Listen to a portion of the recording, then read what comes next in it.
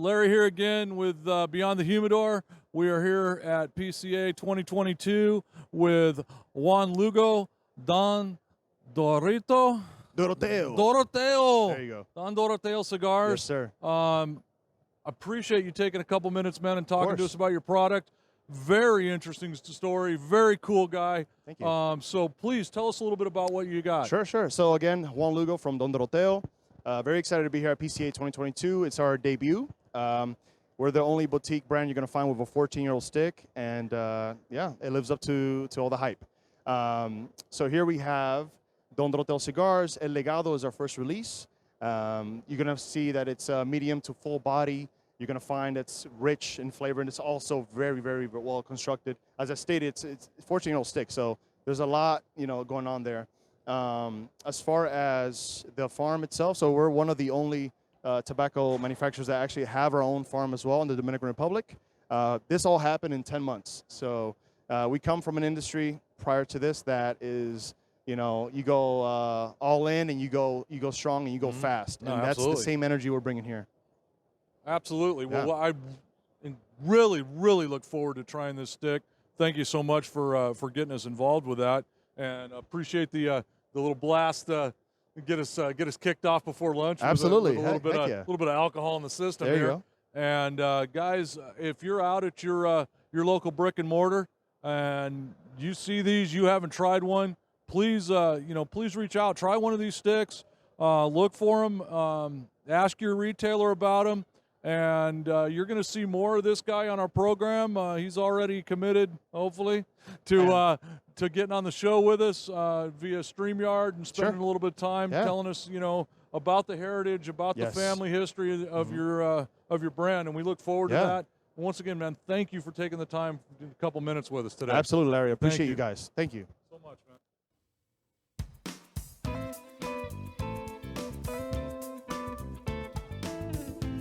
From Tobacco Republic in Loomis, California, the Loomis Cigar Cartel presents Beyond the Humidor, a cigar podcast for the rest of us. Comrades? That's a much better intro than last week. Now, see, we need to set some rules on the refrigerator right now. When Daddy finishes the intro, you stay silent until Daddy finishes talking. Hey, fuck you, man. I run this program. And there's our E-rating, ladies and gentlemen. What the hell? Right out of the damn gate. 7 seconds in. Bingo. And welcome aboard. Scott Robinson with you for another episode of Beyond the Humidor. He just fucked up my entire plan. So I'm going to let Talkie McTalkerton explain the hat. Go ahead, comrade. No, please. You fucked that up. Go on. Hear this. So Scott's wife thinks he's got a dead squirrel on his head. There's your explanation. That's the best he could do, huh? That's the best he could do. Roll it again. I'll restart the recording. I can if you want. No. That's fine. We've been picking on Scott for like a month now over his new RV, and we affectionately named it, the Hickory Bronze October, after the Hunt for Red October. So he came up with the Russian standard hat there. And not to be confused with the vodka, but the Russian standard hat. Oh, yeah. Let's remember the vodka. So that, for those of you that are watching us on YouTube, that explains the furry headpiece, as it were, which is now, I think, how we need to refer to that, is the furry headpiece. It is an honor to speak to you today, comrades. Here we go. Did you watch the whole movie or just that part? Dude, that's one of my favorite flicks. Anyway. I love the woke levelness of There isn't one. Cancel culture, they'll come after us eventually. Our poor guest is sitting here, we didn't prep him for this at all. He's I got backup. He's like, I already have my my whole spiel when I got to explain that. oh, there we go. Hey, in the words of 3-6 Mafia, the angel on my shoulder died. I don't give a fuck. Wow, there we go. Anyway, let's hop right into it. We have a guest this week. We had the pleasure of meeting this gentleman over at PCA 22, and it is our honor, it is our privilege to introduce Juan Lugo from Don Doroteo Cigars. How you doing? Thank you, man. Thanks for having me. Really, Hey, thanks for being here. Yeah, absolutely. Yeah, we were real impressed with your setup at PCA. That booth was incredible. Thanks. I mean, thanks. a lot of you could see the passion and the tradition into the cigars, man. And we wanted to get you here to tell us your story. Right on, man. Yeah. Yeah. So launching at PCA, that was wild. Really didn't know what to expect going into that, but it was amazing, man. Like, it was really overwhelming, the positive vibes, and it being such a traditional industry and all. Like, we thought it was going to be like one of those things where you show up, you new kid on the block, and it's a good old boys club, and everyone would have been like, who the heck is this guy? Right. But a lot of people gravitated, I think, obviously to the nice setup we had. And then secondly, I think they could just tell, like, okay, I'm just going to be myself. I'm not going to pretend like I've been smoking cigars longer than I've been alive. Like, I've been smoking for 25 years. I'm only 32. Well, in some families, that could be the case, man. I mean, my first, that's a different story, but my first cigar was when I was in my adolescence, but maybe probably not for this podcast. But Yeah, whatever you want. But nonetheless, like, it was pretty badass for a launch. And I felt spoiled for it, but here we are. Now your booth looked like it was getting plenty of traffic. Yeah. The whole weekend. That's awesome, man. Thanks, I mean, man. that's a great way to start it out. Even though they did kind of have you, they did kind of have you back of the bus there a little bit off to the side, but That was no fault of their own. That was all on us. We are, we just started this company, like I just told you guys offline here, exactly a year ago. Brandon, my co-founder, and I, we were sitting in a beach in Puerto Rico, in San Juan, Puerto Rico, and we were there for some cryptocurrency convention thing. We've been into that space for many years, and we were sitting there on the beach, we were smoking cigars, and that's when the idea occurred to Brandon to ask me, because he knew I was Dominican. That was the first time we met in person after being friends for so many years, and doing some crazy financial transactions together, and never even knew what our last names were, where we lived, anything about each other, except for like how deep we were into that world. And he just asked me, like, hey man, do you have any any history or anything in cigars or tobacco? You ever wanted to maybe venture into that? And I said, actually, yes, I have a business plan sitting on my drive right now on my phone. Been working on it since the beginning of the pandemic. My brother and I sitting on my deck, and I showed it to him, and he's like, let's do it.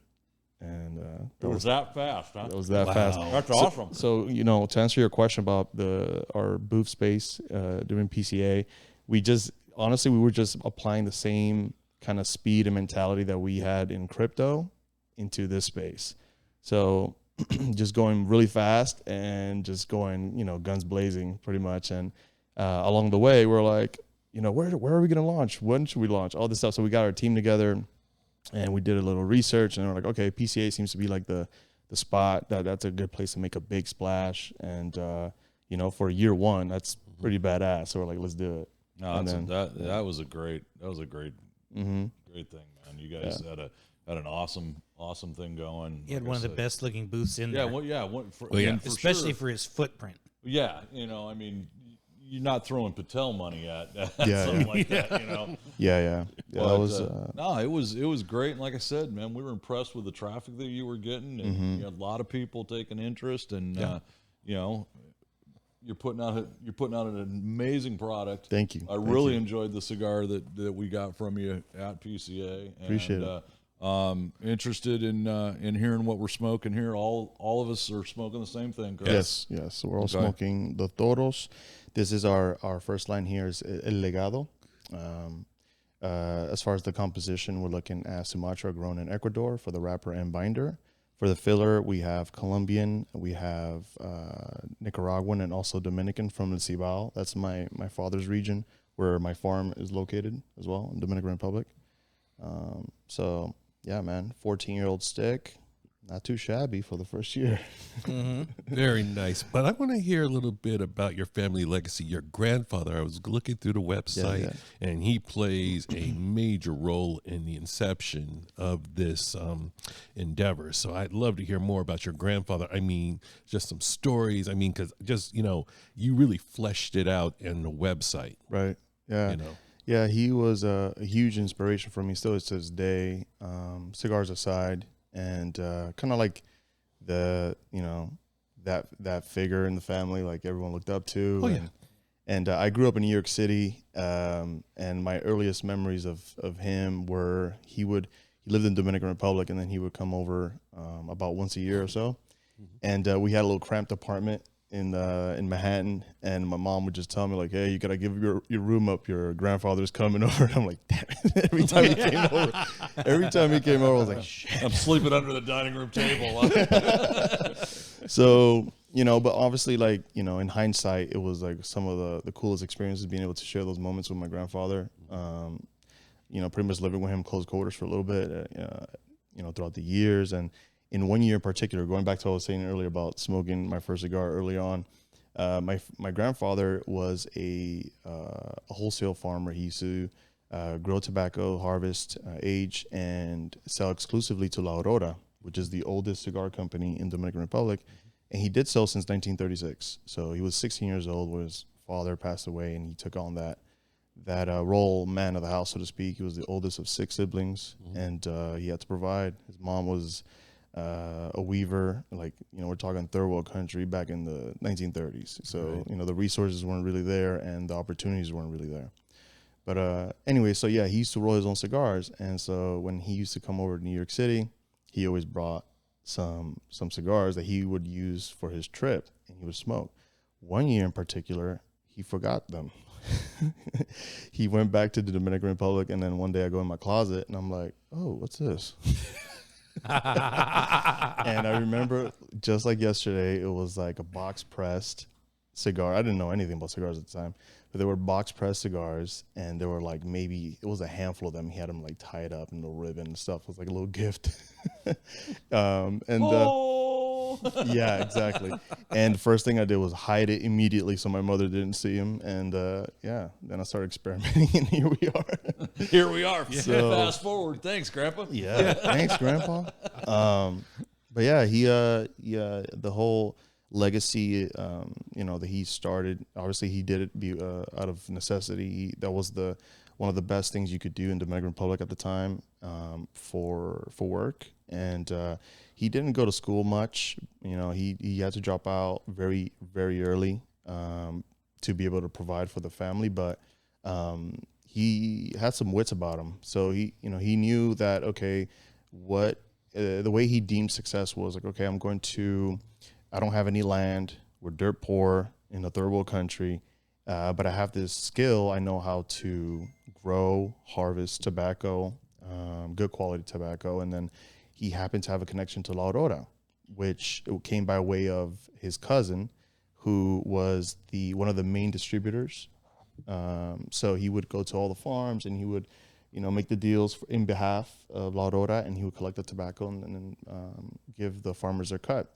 So my grandfather started working on someone else's land because he didn't have any, and he made a deal. He struck a deal with a guy who had a lot of land, and he told him, I'll, and I'm paraphrasing here, but I'll, harvest tobacco, and you get, 1/3 of the profit, and then we'll continue doing that until he had enough money saved up after a few harvests that he was able to buy his own land and then continue replicating that. And he did so for decades. And so when he passed away, he had like crazy amounts of land that was passed down to all of his descendants, 11 aunts and uncles on my mom's side. And funny enough, my mother told me last year she got, they distributed the land amongst all the siblings. And my mother told me, she's like, I found tobacco on the land. And obviously it's not like good tobacco because it's tobacco that had been like just growing wild over the years. But it was pretty cool to have that. And I'm like, wow, that's like a piece of my grandfather. And I told her like, go immediately, because it was in a different part of the country. And I told her like, you need to transplant that immediately. Like take it to your house in your garden, because my mom loves gardening. And I told her just nurture that thing like it's her baby. And so what we did was she did that. And then a couple months later, I'm in Puerto Rico with Brandon, my co-founder, and we're discussing this venture. And he's like, well, what's the first thing we gotta do? And I'm like, well, we got to go knock on some doors. And so I hit up La Aurora, knowing some of the story. I didn't even know all of it. I didn't know that it was, since 1936. That's so crazy to me. Yeah. It's pretty profound. So, I came back with all the information. I reached out to La Aurora. They were surprisingly really welcoming and not what I expected. You're talking about like legacy and a huge company here, and I'm a schmuck from New York City, and they were like, You were kind of expecting the pat on the head. yeah, Like, thanks, kid. You're like, yeah, all right, kid, keep it moving, that kind of thing. But sure enough, they heard me out. I told them the whole story, and then they said, all right, we're gonna do our vetting. We'll get back to you. And a week later, they got back to me. They said, hey, let's talk shop. Like, what are you interested in doing?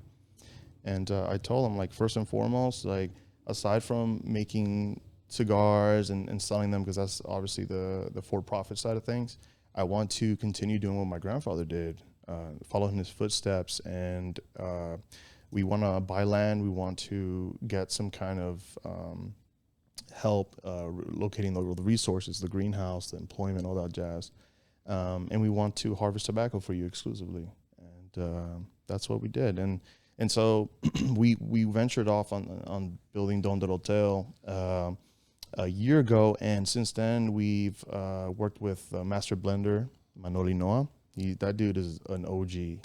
He is so cool, and like now not what I expected from someone of that caliber, but he was super cool, and he treats me like almost like a younger like son or something. I don't know, like he's a really cool dude. Like I really admire that.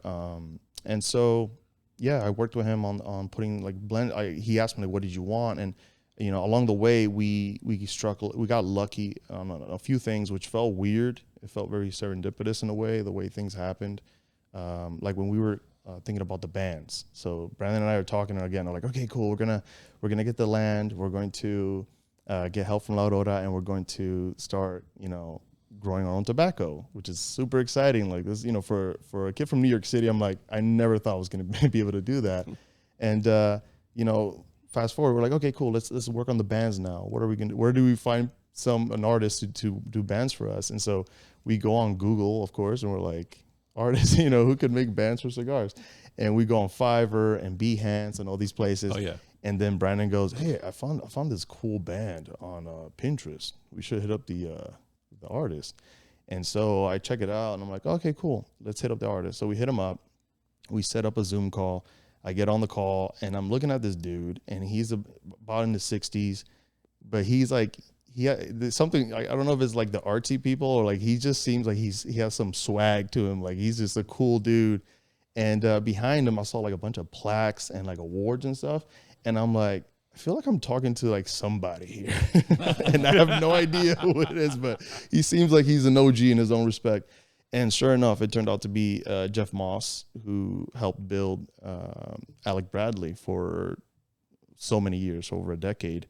And we got to talking, and he was telling me that he was really moving into a different industry. Not obviously, he loves cigars. He's been in the industry for many, many, many decades and years, but he wanted to follow a dream that he had in his father's footsteps. In a way, his father was the creator of a specific type of tent for camping, and that's now widely known and sold in REI and all these other shops.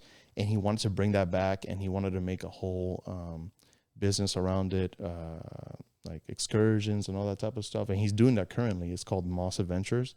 And so he told me, like, he was trying to be nice and just telling me, like, I'm not going to be making. I'm not doing. I'm your not labels, making kid. bands for you, bro. And but I told him the story, and I think he could just tell I was being, I was real about it, and he could tell I was passionate about it. And he's like, all right, let's talk a little bit. Let's see if I could help you out a little bit. And I think what sold the deal with Jeff was in February, we all flew out to Dominican Republic to go check out our first harvest.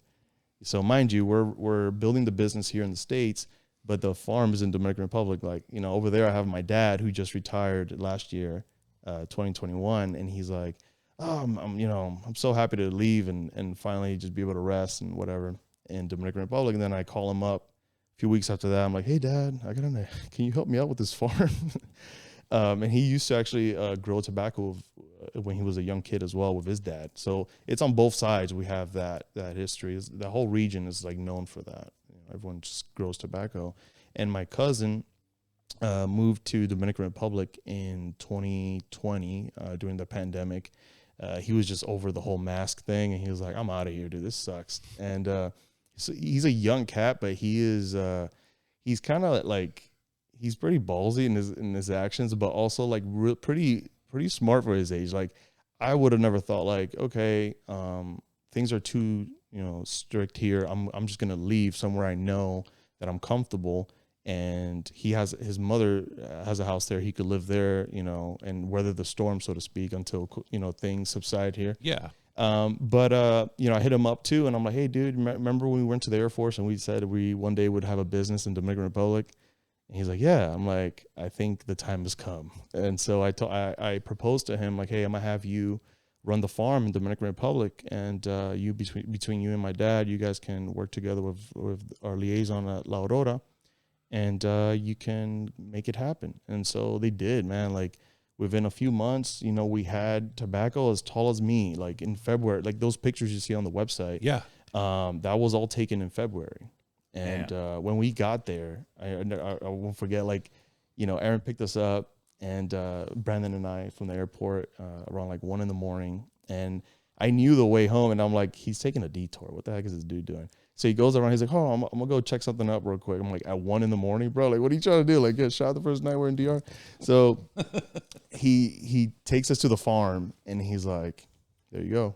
And so we just get out the car, and I'm just like, what? Like, this, it's like a world of tobacco, and it's like as tall as me, and I'm like, this is insane, man. It was like so crazy. Oh man. But that was your first time seeing that? That was my first time seeing it in person. Yeah. Wow. Yeah. So again, going back to like the business model, the way we were running the shop, like, it's like essentially what we did in crypto. Like, I worked with Brandon for many years in cryptocurrencies. We worked on everything from like strategizing on how to invest in projects between him and I, and a gang of other guys too, and gals. We have like our own investment group. And we never met in person. So we knew that it's possible to get things done without having to actually sit in front of somebody. Obviously, that allows you to, for communication purposes, is better. But if you are able to get the communication down to that point where you could be in different parts of the world and still be effective and efficient at what you're doing, and that's what we try to do. So what I would do is I would just over communicate with my cousin and my father. I would do frequent team calls, and I would have folks from the field, like the field workers and stuff. I included everybody, like a family. I didn't want any of the what do you call it? I don't want to say the wrong word here, but like, there's like I don't want to say a caste system, but in these third world countries, it seems to be like, I don't know, the field workers don't always get treated the best way. And I recently just made a post about this, like, some of the things that we're doing to try to help mitigate that, at least in a small way, because that's all we can do for now. But like, what do you do in the off season with field workers? Typically, you just lay them off, right? And they got to fend for themselves. They got to figure it out until the next season. And so what we're doing is I told my cousin and my father, like, I want to keep these guys employed. Like, we got to keep paying them. And they're like, that's, my dad, and he's giving me advice because from what he's seen, like, he grew up in this space, and he knows how business gets done there, and how I guess the world runs there versus over here. It's a completely different world. But I told him, like, dude, we're a US based company. Like, I'm not going to, run a sweatshop, so to speak. Right. That just doesn't jive with me and Brandon.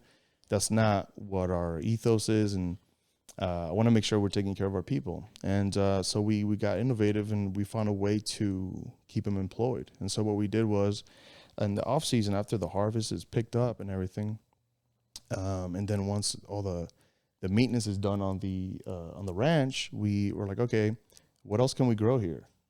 What can I grow on this land that's super fertile, super rich soil?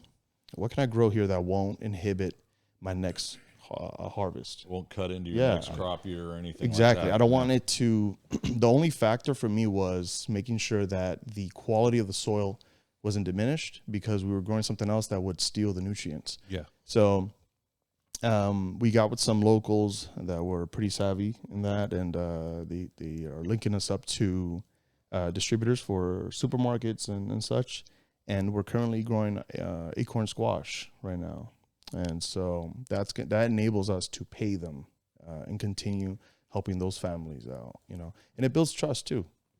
Well, it gives you a year-round employee that once you lay that guy off, you have no idea what what he has to do to support his family. Exactly. Yeah. And if he has to relocate, or if he finds something that is paying him year-round, you may have lost a good guy right there.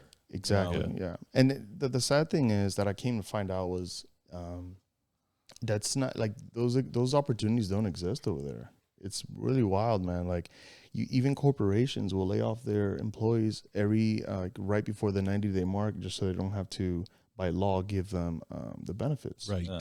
Like corporations do that. Yeah.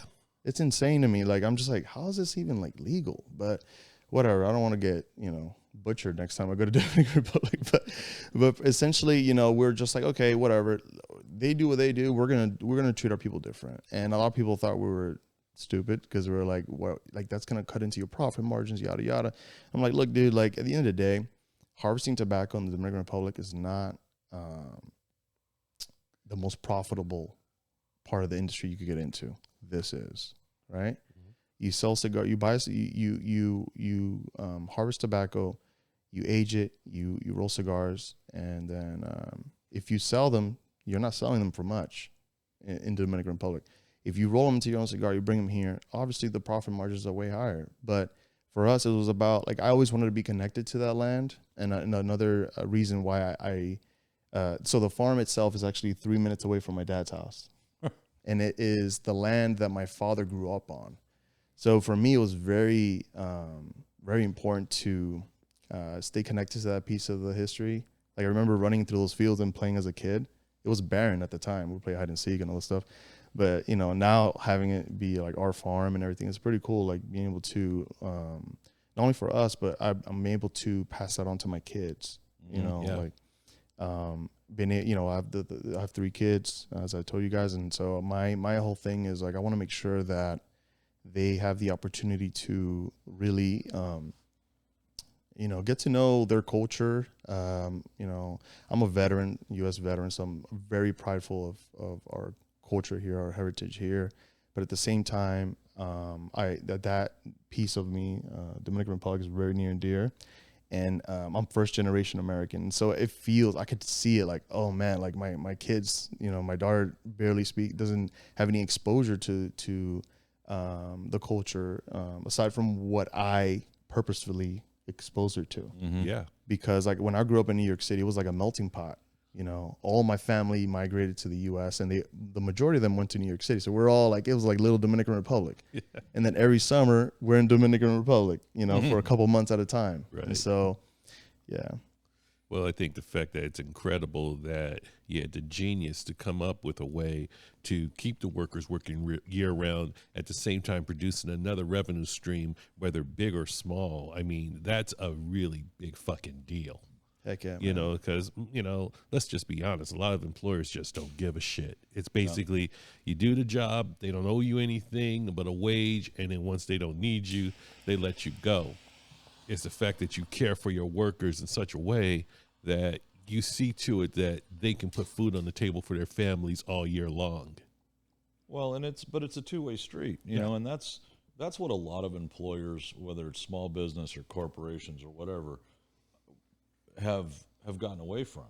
You look at here in this country, you don't see guys spending 30, 40 years with a company like you used to a generation or two ago. Right. 42 years with General Motors, or 35 years with this company or with that company. That doesn't happen anymore because culturally, on both sides of the coin, the employees don't want to do that. You don't have a work ethic like you did 30, 40 years ago. Yep.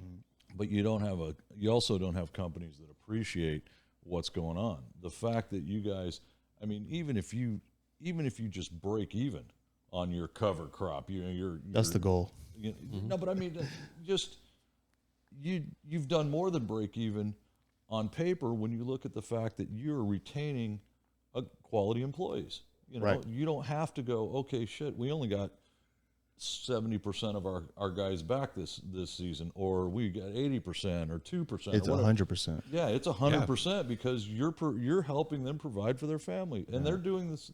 You know, they're providing for you by making sure you don't have to train people next year. You know? Exactly, and that's a big piece that I was trying to explain to the folks in Dominican Republic. So, you know, and within my team, I would tell them, like, look, if we train somebody once and we grow with that person, you know, and I made it very clear in all the meetings with all the employees. As I said, like, anytime we have team meetings and stuff, I always include even the field workers. I don't care who they are, like, they're going to be included.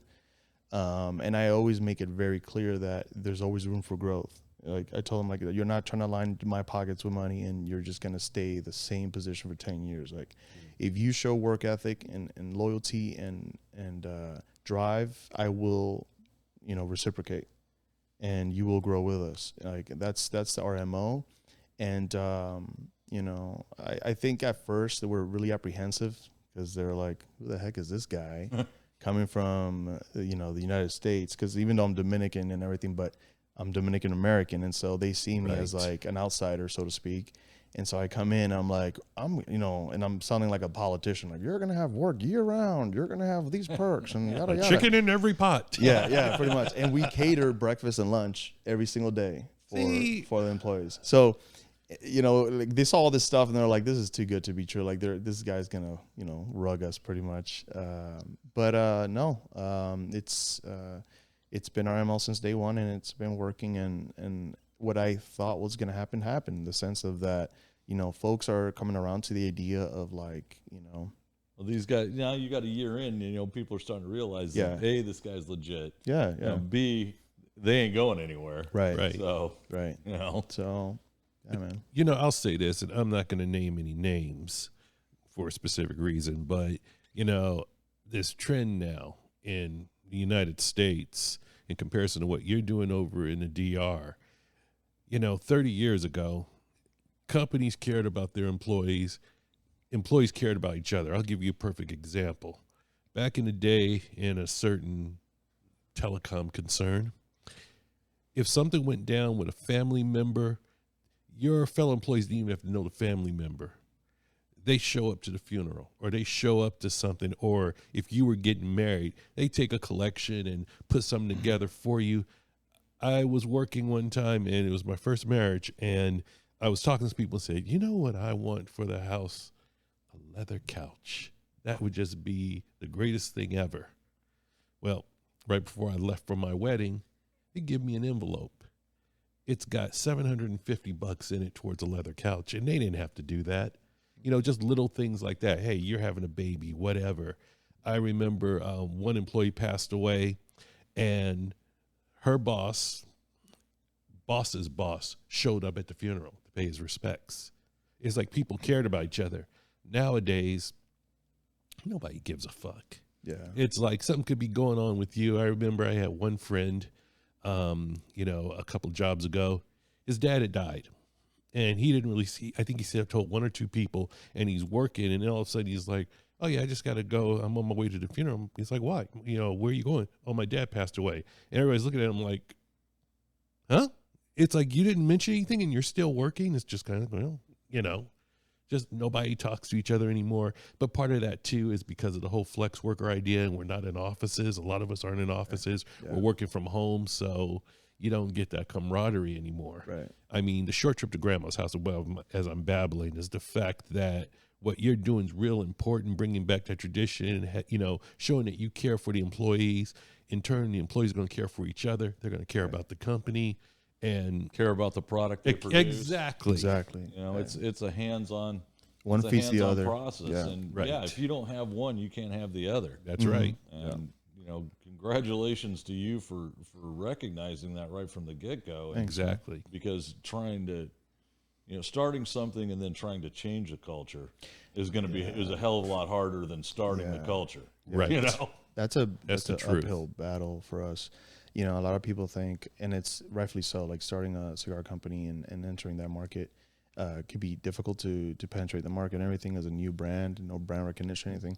The most difficult part I've found so far is actually in the farm in the Dominican Republic, because you're not only trying to change the minds of the, I guess the partners and the folks you're working with in the Dominican Republic. It's the folks that are going to work for you. Mm-hmm. You know, when I tell somebody like, hey, you know, and I've hired dudes on the spot just because, you know, when I was there for the harvest, I was just watching, just taking it all in, who's doing what. And, you know, because a lot of people also talk a big game, you know, and then in person, you get to know who they really are.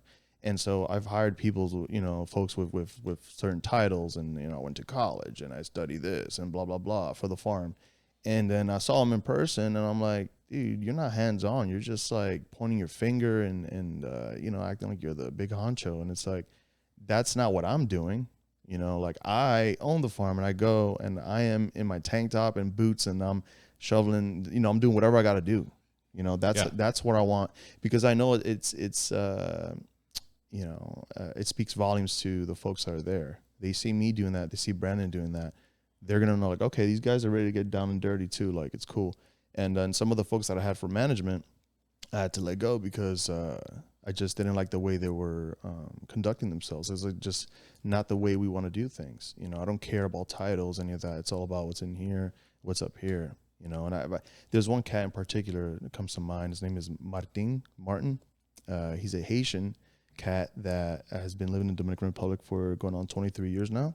Doesn't have his citizenship, anything, but he's been living in the country, working on different farms, just going from gig to gig. And we brought him one day specifically for one task, and he was going to help with putting some kind of product on the tobacco. And when he was out there, you know, I saw him, like, he started doing that, he finished that, and then he turns around and he goes to we had a group of, like, I would say like 15 to 20 Haitian girls that were going through the fields, and they were picking out specific strands of the tobacco off the plants. Mm-hmm. And he saw that they were doing something wrong. He went out of his way and he goes over there and starts instructing them in their language, in Creole. And he stayed for like hours after, and I told him, like, dude, you don't have to do that, man. Like, I don't want you, like, I feel bad. I don't want to, you know, take advantage of anybody like that. So after the fact, he's just like, no, I'm happy to do it. So I just watched him, and I'm like, dude, this guy, you know, just within minutes, he just captivated the attention of these ladies, and they listened to him. They respected him immediately, and they followed his lead. And I knew right away, I was like, I need this guy. Yep. So, and sure enough, you look at him and you're like, this guy, you know, he's in rags. He doesn't, you know, didn't go to college, doesn't have any educational background, but it's, you know, he has heart, and the guy has a wealth of knowledge. Yeah. And the life experience that he brings, you can't match that. Yeah. I pulled him aside and I told him, like, look, dude, I paid him for the day. And I said, man, you know, like, and I just sang his praises, and I told him, like, look, dude, I would be honored if you would work with me. And, you know, and he was like, what? You know, so, but it's been 6-7 months now since we started working with him. And, you know, that's just going back to our ethos. Like, you know, it's not only about, you know, taking care of the folks that we hire, but it's also about changing their minds, their perspective, their self-worth, and teaching them, like, you should expect more. I love it. You know? So That's amazing, man. And I see a lot of that in new smaller boutique labels. You see a lot of that ethos going on with, you know, the idea of taking care of the workers. That's a real there big has to deal. be, and this is not the right word, but it gets the point across. There has to be a gimmick for a smaller boutique company, because you have to have something that is going to propel you forward to compete with giant cigar companies. I would love to be the guy that could sit there and go, it's just because our product is so unique, so cool, and so much better, we're going to be able to hang in there. No, you're not. No, you're not. Yeah.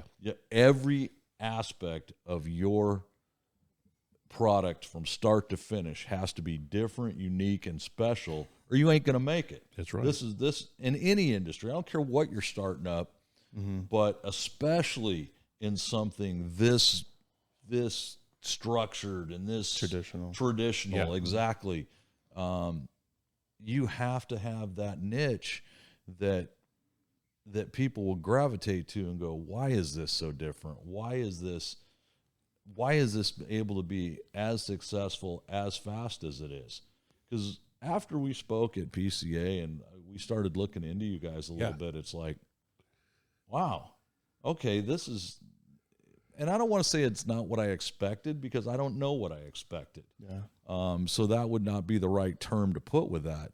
But the more I read about you and what you guys were doing, the more intrigued I was to find out more about what you guys are doing. You know, it was a cascade effect, you know, and that's what you need is you need people that are smoking these things that have never tried your stick, or they saw one of your sticks and go, how do I get more of these? Yeah. Right. You know, even before they smoke it, you know, once you smoke the cigar and go, oh man, this is a good cigar, I got to get more of these.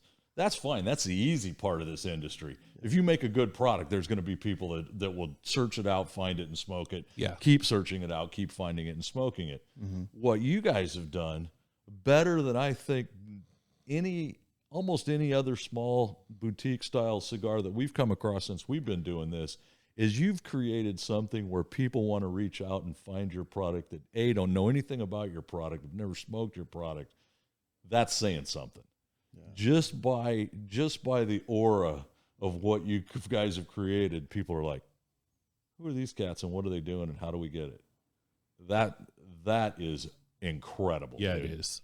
That takes some companies years upon years upon years. Yeah, I think in that respect, I think there's some things you just can't fake. And that's true. Absolutely, and that's the difference, because there's some of them that are trying it. You know, oh, we did this or we did that. Hey, you're full of shit, dude, because you don't know what you're talking about. I'll put it to you like this, and I'm going to put this in wine because I don't want to call anybody out in the cigar world, but you see this in wine too. I'll give you an example. There's a spot, Stoneham, which is about an hour and a half from here, out in Amador. They started out, the husband who passed away, unfortunately, from cancer a few years ago, he worked for Cal Fire, but his family had some land. And when he retired, he wanted to do something with the land and start learning about winemaking. Him and his wife got together and they created this wine. When I discovered their winery, basically, it was in their backyard. They had all their vines in the back of them, and they had the wine in a cooler. And she would serve lumpia, and we'd sit back and drink wine and talk.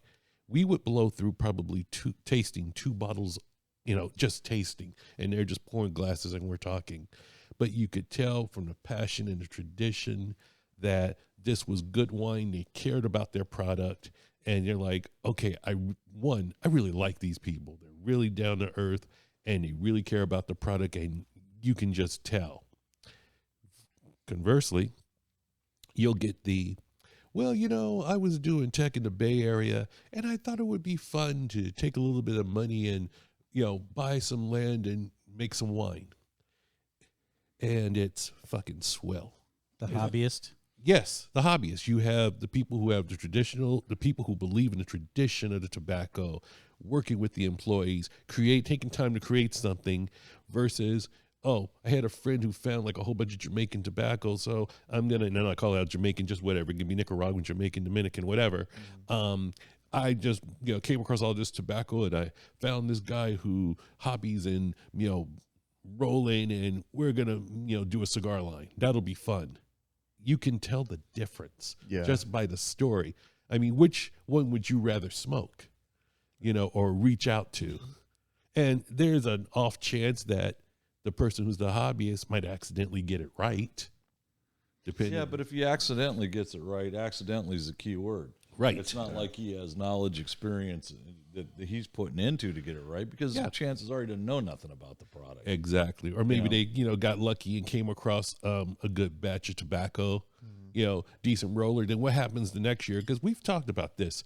Tobacco's an organic product, and consistency is difficult. Right. You're not going to get, every cigar, if it's in the same box, it's still unique. You just got to get the blend right. You got to find the right roller to come up with the proper combination and to repeat that. But not only the one roller, but the several rollers that are at the factory have to do the exact quality same control thing. Exactly.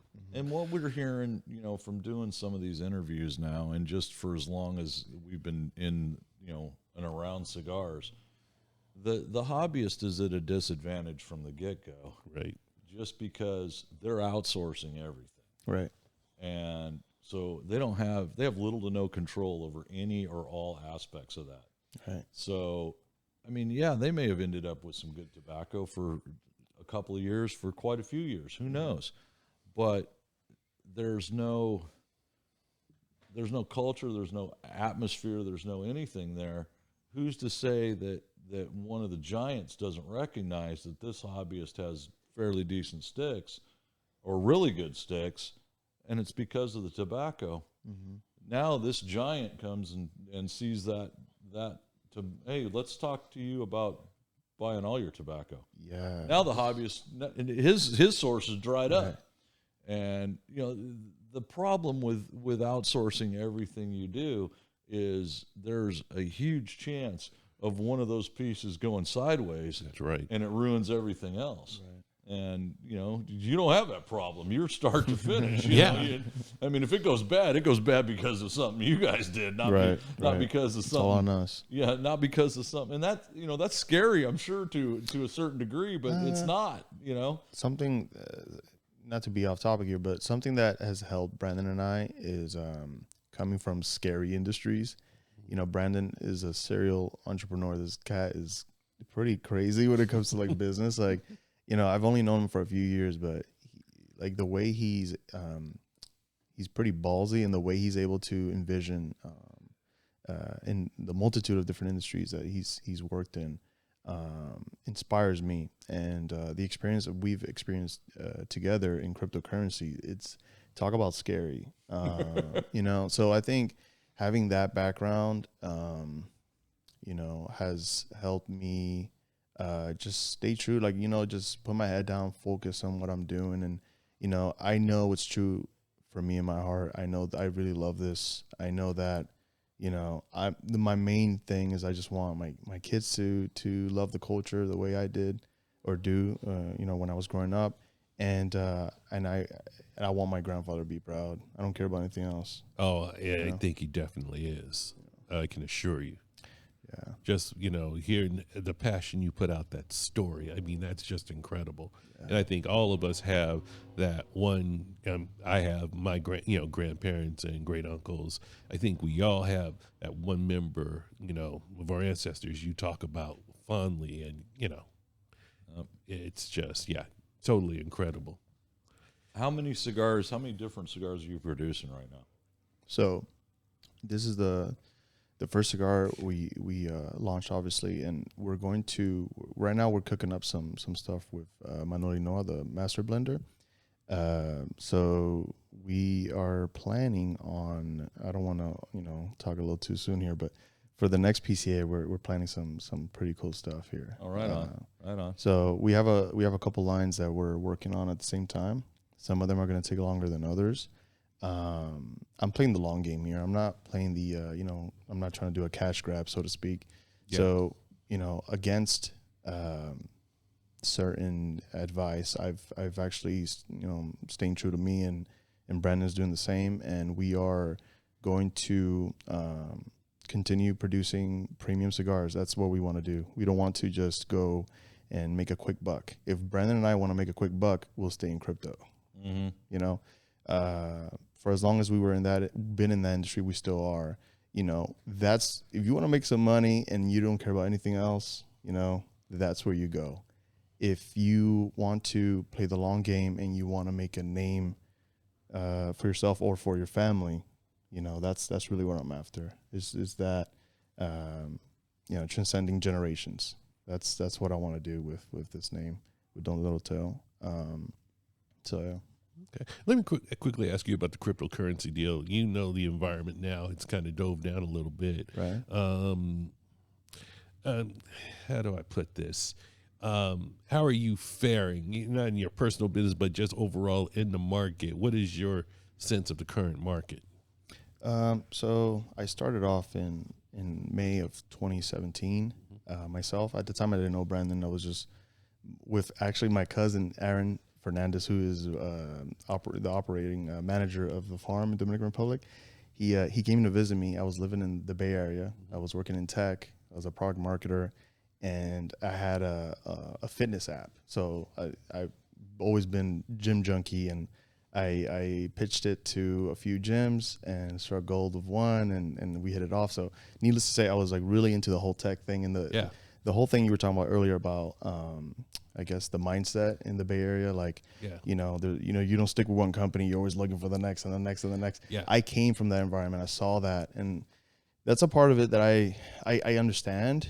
I get why people do it, obviously, but it's the part of the culture there. Yeah. But it didn't resonate with me as much. I think that came from like a military background. Like, I was in the Air Force and I deployed to Iraq twice with some of my best friends, and it was all like we got each other's back no matter what, through thick and thin. And so I remember my first job out of college. I was a product marketer for a cybersecurity firm in Campbell, California.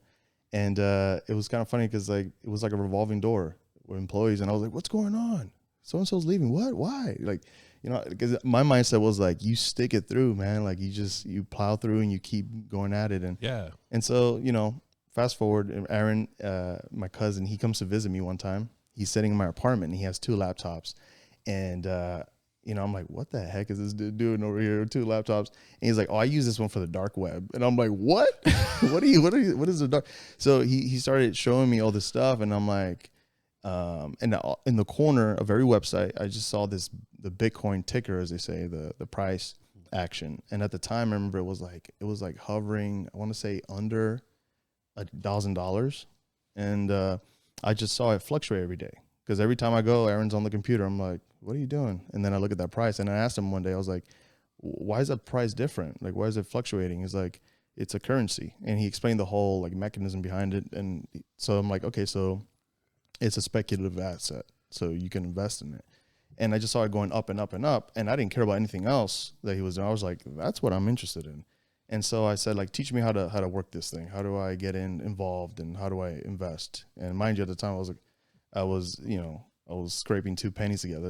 At the time I was pretty broke. And I went so deep in the rabbit hole that I went and got another job that I didn't necessarily need it per se, because I was on the GI Bill. Yeah. And that's one thing I'm very grateful for this country, like the GI Bill and the opportunity to go to college after your service, and they pay for your service. They give you a stipend. You're able to survive on it. You don't really need to work. But I've always been like, I get bored easily, and I'm like, I need to work. I need to do something. Right. So I went and got a job at Costco, and I was like pushing carts for like 8 hours a day, and my whole salary went straight to Bitcoin, all of it, for years. And people thought I was nuts, that my wife included. She's just like, yeah. So you were married when all this started? Yeah. Okay. I was married, but my wife already knew I was kind of a nut, because during college I was like building apps and stuff, and always like had weird ideas and stuff, and she always supported it, thankfully. Thanks, babe. And so I started getting into crypto, and the ebbs and flows, that's just part of the market. And I don't think it's gonna go anywhere per se, like as far as like it's gonna go away. Yeah. Mind you, I got in when it was under $1,000, and I didn't know all the mechanism behind it. So when I kept throwing chunk change at it, and it went from like under $1,000 to like 5,000. I was like, this is madness. I pulled out. I was like, I need to cash out. This is ridiculous. And because I was like, this is going to zero. I don't know how this thing works. And then it just kept going up to like almost 20 grand that year. And I was like, what the heck? This is so weird. So then I was hooked at that point. So like what's happening right now, like obviously there's other factors in my opinion involved, like as far as like what's happening around the world with the war, Ukraine, inflation, yada yada, all the different factors that we have to account for, China as well, Evergrande and everything else. But needless to say, I think the core foundation of cryptocurrency, I don't think Bitcoin is going to go away per se. That's just my opinion. But so Brandon and I, we are guns blazing in that industry too. I've been doing Don Doroteo full time since October of last year. But I still am active in that community. I have a group, my boys and I, we band together and we work on different opportunities. We started off back then when I was pushing carts, just strictly like just throwing money at random hype coins, things that were like buzzing on Twitter. And, sometimes we lost everything and sometimes we made a little bit of money, and then we just continue funneling that and reallocating that into different things. And then now, we help certain companies offering some services. There we do things like, so I come from the product marketing background, so I give advice and I help them, I consult them with certain things in that aspect. And some of my other buddies do from their background, whatever they're good at, whatever they have experience in, they help them as well. And so. Okay, right on. Let me ask, let's go back to the cigar industry. What's the wildest shit you've seen in the cigar industry in your short tenure? Don't put the kid on the spot or nothing. Hey, No, that's a good question. Let me think about that.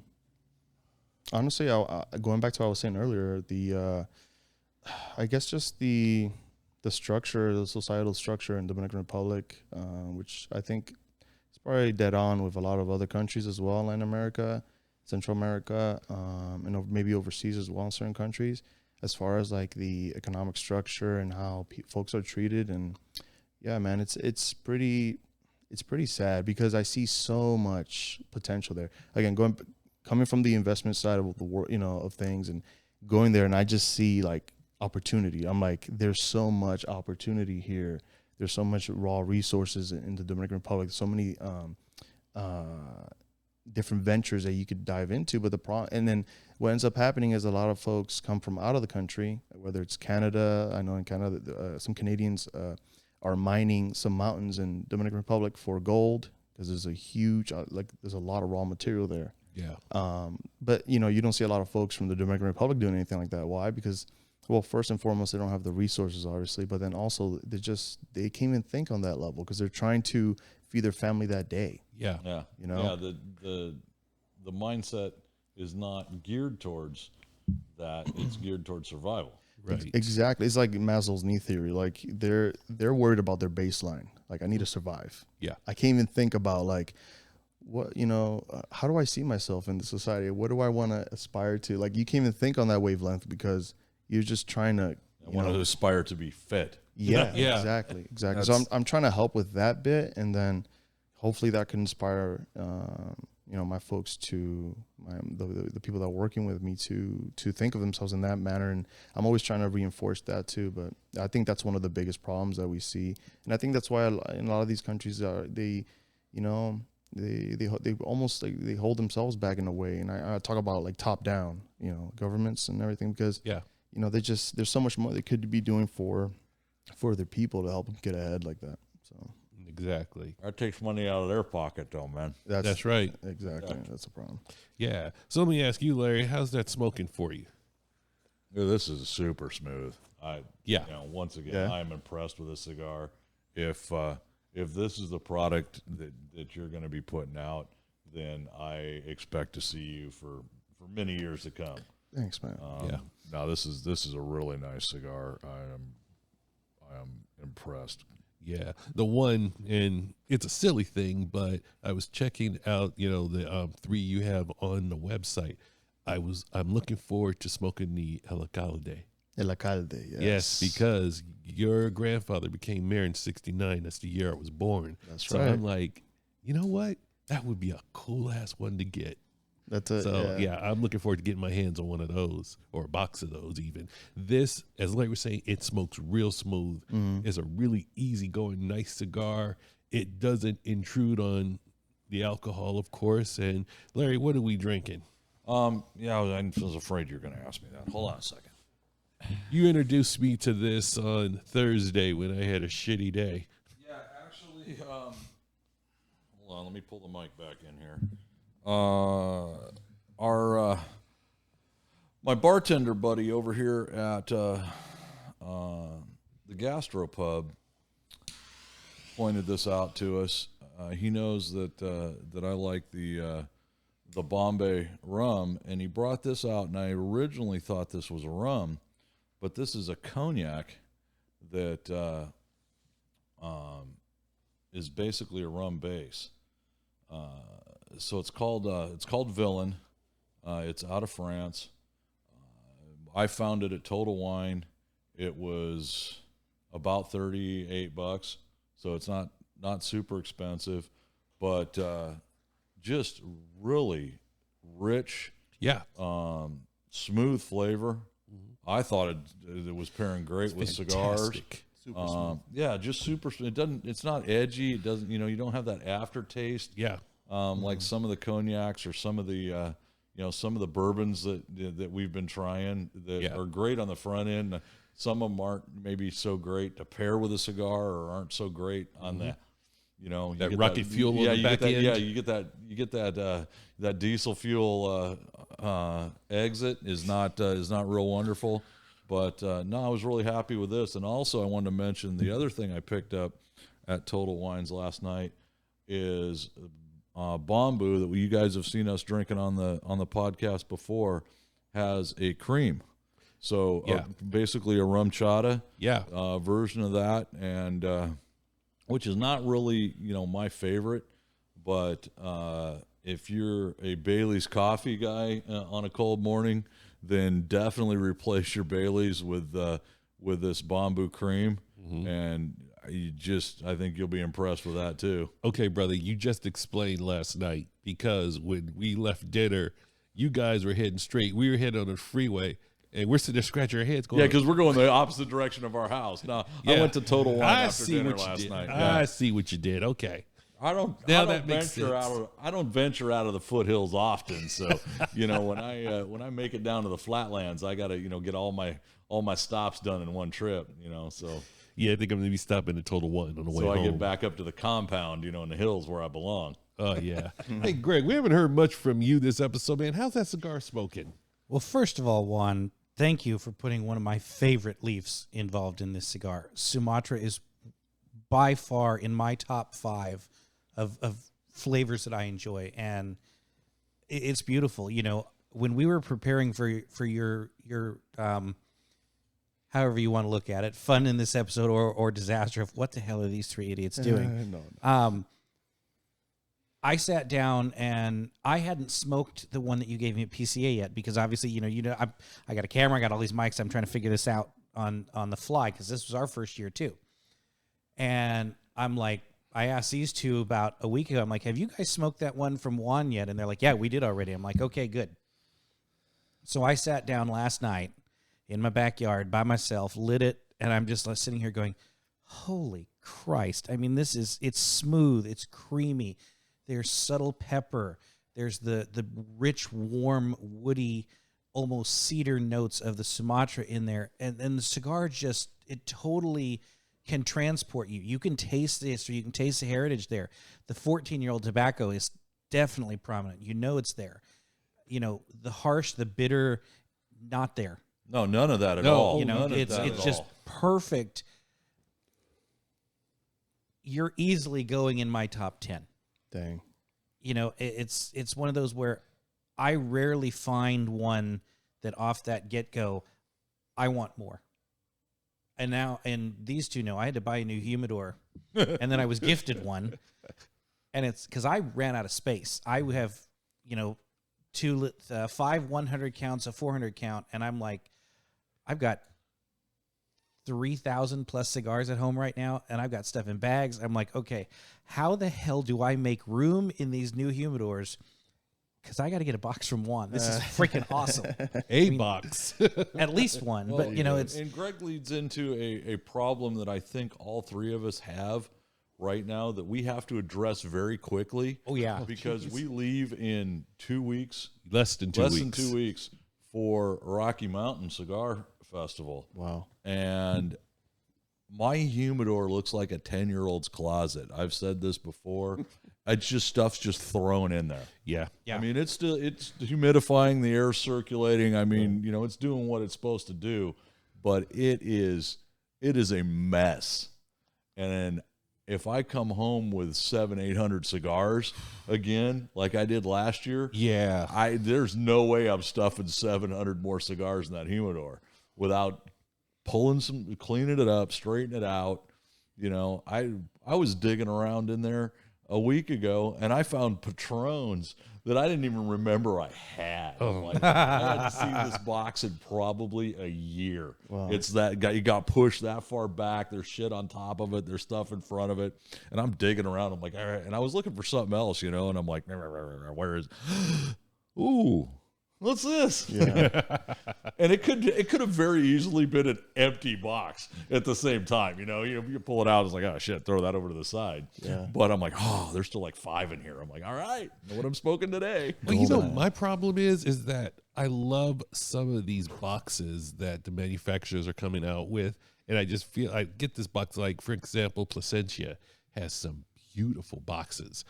And it's like it's a sin for me to take these cigars out and just lay them in the humidor. I want them in the box, but of course the box, you know, Space requirements. prohibitive. So I'm sitting here kind of leaning and I'm looking at my humidor going, you know, I'm just going to have to just either just collect boxes or, you know, B, because, you know, it got to the point where I'm ramrodding boxes into shelves and I'm like, oh man, these boxes are so pretty, but damn it. It's art, man. Yeah. Yeah. Those guys are, man, they're on it when it comes to the presentation. Oh yeah. Island Jim, that's another one who has some real funky but cool ass boxes. Yeah, no, Oscar's got some Oscar, crazy yeah. stuff, and then, but yeah, it's I've got to do, I got to do some serious work, or there's gonna be there's gonna be a bunch of 1 gallon Ziploc bags with Bovita packs sitting on the bar next to my humidor for a while. On that note, Now here it comes. to sing the praises of Bovita once again. Last year, of course, we got the big bags and all of ours were stuffed to the gills, right? Yes. The bag of the giveaway cigars, you know, the 80 that we got, Yeah. I have not touched that in a year. Yeah, I smoked one out of that. Yeah, it stayed ziplocked closed in the Bovita bag with a Bovita pack in there. I opened it up yesterday to start putting it into the new humidor that I got from one of our friends here. The Bovita pack was still good. The cigars were in perfect condition. That's 12 months later. If that doesn't tell you that Bovita is a great product, I don't know what does. Okay. Is it Bovita or Bovita? Yes. It's like Geneva. It depends. Genève. No, that one's different. But if if you listen to Bovita's podcast, if you look at the way the word is spelled, it's Bovita, but it doesn't matter. It's a product that you seek out. Much like my comment for Juan's product is, if you guys want an enjoyable hour and a half relaxation, get a Don Doroteo cigar. Light it up, smoke it, sit back and enjoy, and don't let anybody else interrupt you, because it's going to be that pleasurable. Okay. Well, now that's for our Beyond the Humidor rating system. Here we go. Now, see, this is what I contend with. Hold on a second, man. You're getting into your specialty there. Your fur piece is just a tiny bit crooked there. Well, not to mention, I can't believe he still has it on, honestly. really Yeah, no, I'd have lost that bet. I turned the air conditioner on to penguin habitat. God damn it. That's not fair. I want to see the sweat running down his But face. realistically, with his rating system, he needs to get one of those caps that's got the Guy Fieri spikes on it. Oh, God. Really? Really? Really? Shots fired. As I was saying, Before I was so rudely interrupted, thank you, I Lawrence. keep my feathers numbered for just such an emergency. On a scale of 1 to take your ass to flavor country, this is up there with that Christoph I'm having a conversation with Jesus, a horse, and a squirrel. And of course, the unicorn's Saturday, so the unicorn's off at some 5-year-old's birthday party. But this is good. One might even say you've acquired a ballistic missile submarine, are defecting to Flavor Country. Haven't heard shit out of the camera gorilla for over an hour, almost an hour and a half. And Mr. Gorilla, one ping only. Not again. Oh, trust me, that phrase will have new meaning for the next episode when I put a ping on one of these buttons. Audience, I'm so sorry. That was supposed to be a one-time joke. By the way, if you want to see that, go to the YouTube channel. That is youtube.com, Loomis Cigar Cartel. Ooh, good sway. You also were provided one of these cigars there, Gorilla. How you feeling? I'm not gonna lie, I was a little nervous at first light up because that pepper hit, for me at least, really hard on the first light up, and I'm like, I like pepper. I don't like this much pepper for as long as this cigar looks like it's gonna take me, but it tapered off really quick, and it's just slowly kind of just in the background, and I really like that. But yeah, I echo everything these guys have said. It's smooth, it's not in your face, but it's still really, really good. And I think I'm only 3 years into cigar smoking, despite having, a humidor full of thousands of cigars at my disposal that I could have stolen from. I didn't, by the way. Until I started smoking. Then I steal one every now and then because, why not? But as I keep my feathers numbered. Go ahead. you just said, I've smoked shit that you don't even know you had in there. Calm the fuck. You don't even know it. You can't miss what you didn't know you had. Be quiet. But Damn it, boy. But these guys have heard me say it. I started out with a very simple, I know Rocky is a name I recognize my dad saying. I'll try some of his stuff. But as my wheelhouse has kind of expanded, this definitely fits in. It is something that is maybe not an every single day cigar, but it's definitely got to be in the rotation. Oh, it 100% has to be in the rotation. Kind of like the barber pole that I can't seem to get away from anymore. Yeah. I think I've smoked at least one of those a week for the last 2 months because they're that good. But no, this one's definitely going on the list of, oh yeah, that's one I can grab and know that it's gonna be good and I'll enjoy it. Well, that's the what you look for, I think, is as a connoisseur of cigars. I want something. There's days that hey, you know what? I'll try whatever. I've never had one of these. Yeah. Let's throw a dart at the board, so to speak. Let's try it. Right. And then there's days that I absolutely am not going to do that shit. Right. I need something I know is going to work and it's going to be good, and I don't have to think about it. I don't have to relight it 60 times. I want to sit down. I want to forget about the shit that happened this morning, and I want to enjoy a cigar. And this is it, man. Yeah. This is it. I love it, man. I Thank you guys. No, man, I love this cigar. This is really good, and thank you for bringing them up. Thank you for coming and putting up with us in the 14, 15 emails back and forth trying to get this set up. It's all good. And I'll look at my and I'll look at my inbox and I'm like, God damn it, I gotta email Juan. Juan emailed me day before yesterday. I haven't even emailed him I'm pretty back persistent. yet. I noticed that. Hey, and I appreciate that, man. Because my ADD is so bad, I make Scooby Doo look like a fucking genius. We're all busy, man. I get it. So I'm like, hey, it's me again. Hey, asshole! Hey. You're the one that emailed me first.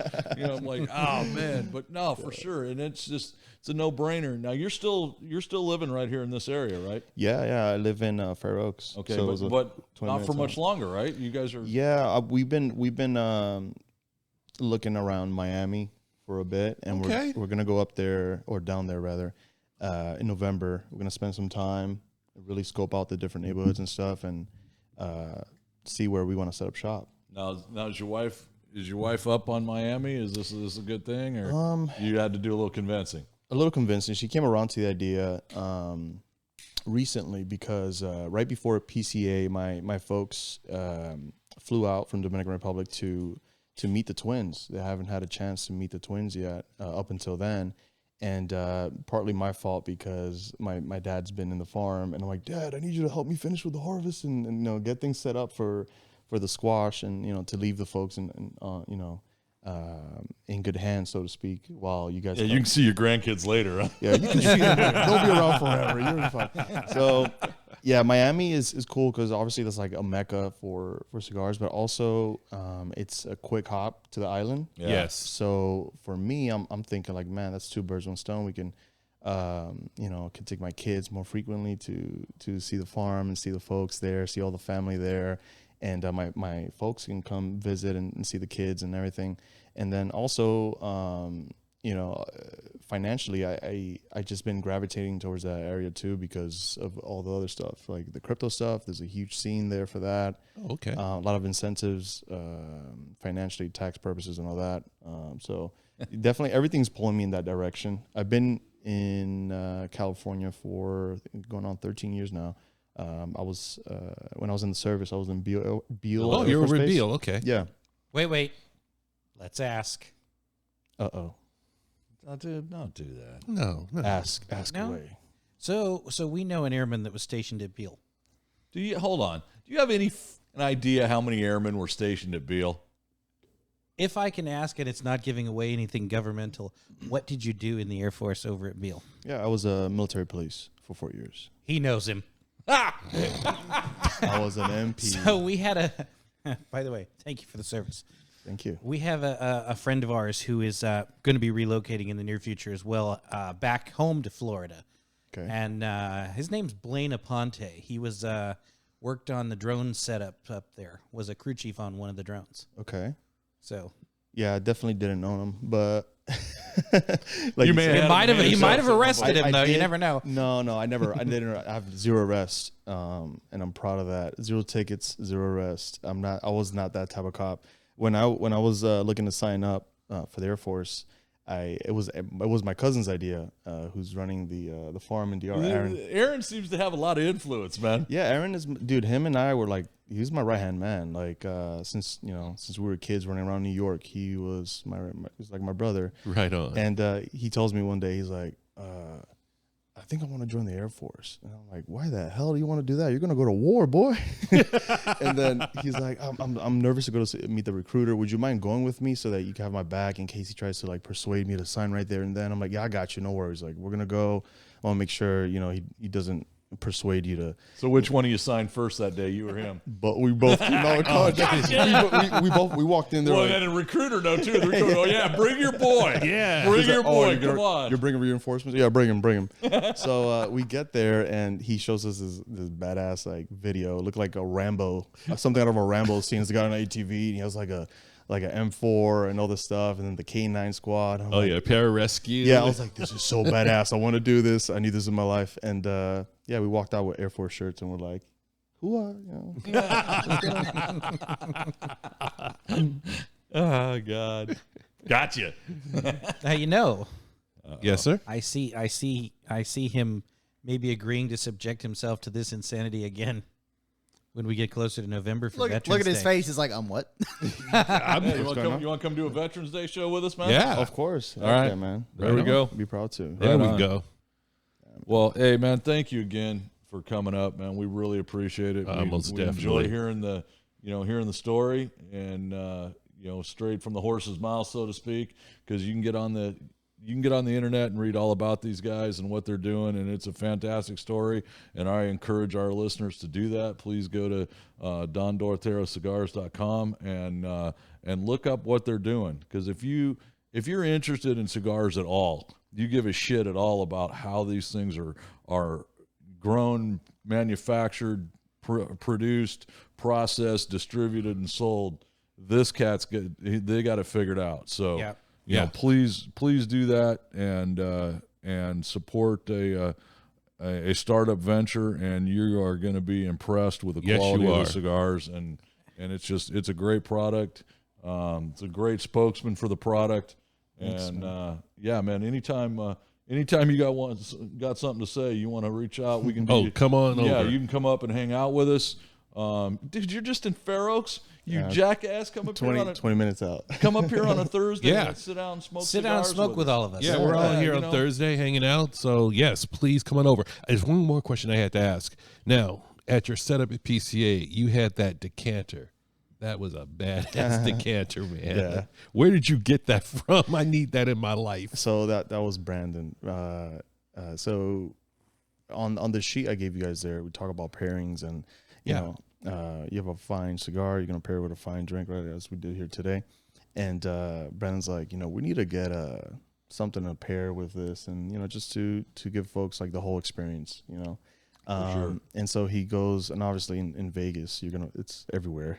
Wait a minute, you got that in Vegas at PCA? Well, you were. Well, the first day we got there early for setup and everything, and so we're like, oh, looks like you know, we're good to go. What's next? And he's like, let me go around and see if there's any last items I want to pick up. And then he goes to some liquor shop and he sees that they have like a whole like setup for, it was like a sales thing, and they're handing out little shot glasses and such. And he saw the decanter and he's like, I actually want that.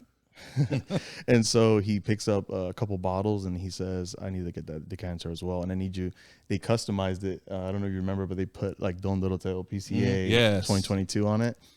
So they did that right there and then. So it was pretty cool. Yeah. Okay. All right. I'm going to be in Vegas in November, so yeah, if you can tell me the name of that vendor, I'm going to make my way over there. Yeah, I need for that. sure. I need that on my bar. Well, and there's another thing. I sent Juan an email the other day on can I get some photos and some videos such so Camera Girl Anthony over there does our video editing for us. So I've got to download the YouTube videos into the system. But for those of you that listen to the podcast on audio only, I'm going to encourage you to go to our YouTube channel, youtube.com/Loomis Cigar Cartel. When this video comes out next Sunday, there's going to be things that you will not hear on the podcast because Anthony's going to get carte blanche to go through and splice the interview in pieces and put these different pictures and videos into them. So, you know, I encourage you guys, hit that like, hit the like, the subscribe, and that little red bell to notify when we post something new, because I'm sorry to say you aren't going to see the whole thing on the audio only version. So come check us out. Awesome. Thanks for having me, guys. Really, really good time with you guys. Can I post one question to the three of you? This will be the episode that goes up the week before you guys go to Denver. Is there any footnotes you want to leave for the audience before you depart on your grand adventures to Colorado? Greg's going to be in steerage. Film at 11. Yes, I am. Yeah, and he did not get a VIP ticket this year. no, I did not. It's a little sore subject, but nonetheless. Cue the Price is Right horn now. But we do have to look forward to. We're going to be, which we got to get a hold of. We got to meet with Graham and Catherine. They're going to give us a tour of the distillery, which we're doing a video segment on that. Yes. That's and then Hogback Distillery. Hogback Distillery, and that's a Scotch you got to check out, man. Okay. Amazing, well, malt whiskey in the United States, but amazing product. But yeah, that's the biggest thing to look forward to, and then of course the many adventures of the group as we go through not PCA. That was July. Rocky Mountain Cigar Festival. And if you need a primer for Hogback, I almost said Hogback Cigars, Hogback Distillery, episode 50. Go back and listen to that. That is an amazing episode. That's a good. If you like yes. hearing Juan and the other cigar guys talk about their business, listen to them talk about whiskey. Yeah, it is Graham really and cool. Catherine. Yeah, Just and then, fantastic story. you know, we gotta probably throw out a warning to a couple of beer people, and you know, Prost. Brewery, we're coming for you, boys. And Delirium. And Delirium, and then Rocker. Yes. So yeah, you haven't ever been up to Rocky Mountain, have you? Juan? I haven't. No. No, that's definitely even just as a participant as opposed to being a vendor. Yeah, we're standing in line last year to get our stuff, right?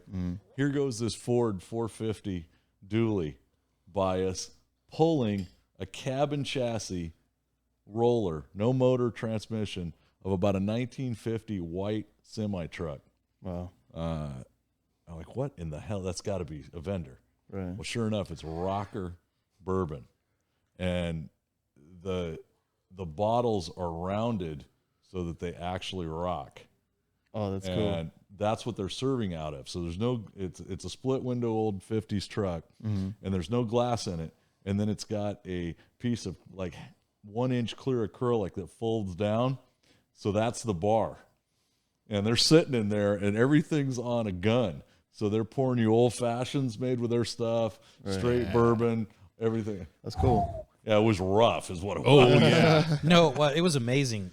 Amazing. No, the bourbons. Oh, their liquor was Fantastic. amazing. The fact that Scott and I were making the round robin of Delirium Brewery, Prost, Rocker, Prost, Rocker, Delirium. It was kind of a pentagon, man. It was not pleasant. Don't after you a mean while. pentagram? Yeah, whatever. I was close. He's looking at me like a fucking drunk. No, I didn't. Not fucking drunk. Not you, him. Oh, okay. Yeah. Yeah, for me, it's fellow drunk. Yeah, fellow. Fellow drunk. We're all fellow drunks today. So Right yeah, on. we are we're down to the countdown on that, man. It's coming up quick. So yeah, pay attention. We're gonna do a Facebook Live. I think we decided on doing a Facebook Live, trying to do some live interviews up there like we did at PCA. A little different atmosphere. It's quite a bit louder. Yeah.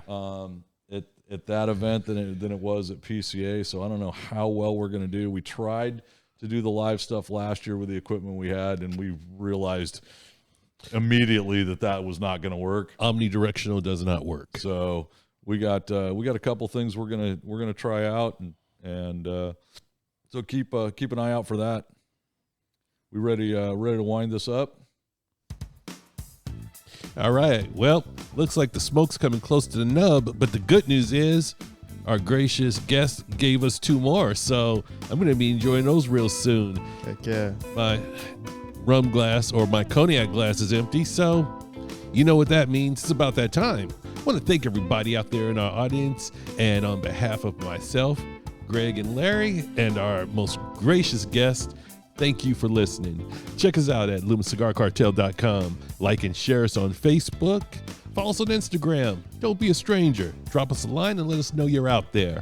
I'm Scott Robinson, and from all of us here at Beyond the Humidor, we look forward to chatting with you on the next episode. And before I get remiss, also got to give acknowledgement to the camera gorilla, the editor extraordinaire who makes all this possible.